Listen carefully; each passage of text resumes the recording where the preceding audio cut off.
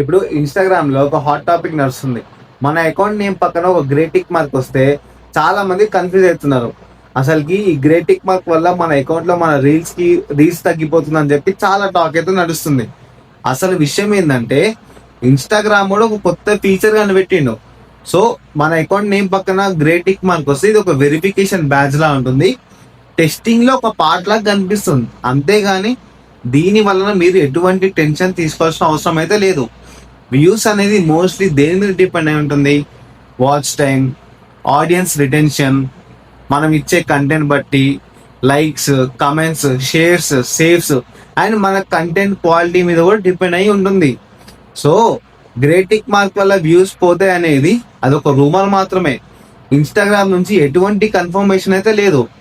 మీ content బాగుంటే tick mark లేకపోయినా ఉన్నా మీకైతే రీచ్ పక్కా వస్తుంది.